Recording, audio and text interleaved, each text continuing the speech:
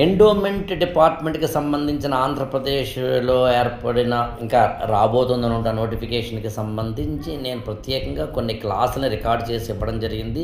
ఇంకొన్ని క్లాసులు రికార్డు చేసి ఇవ్వబోతున్నాను కూడాను. ముఖ్యంగా ఈ ఎండోమెంట్కి సంబంధించిన 9, 10, 11, 12 అనే సబ్జెక్ట్లో ఉన్న సిలబస్కి సంబంధించిన అంటే వేదాలు, పురాణాలు, ఇతిహాసాలు, కావ్యాలు వాటి తర్వాత ఎండోమెంట్ డిపార్ట్మెంట్ సంబంధించిన చట్టాలు తదితర అంశాలతోటి కూడిన దానికి.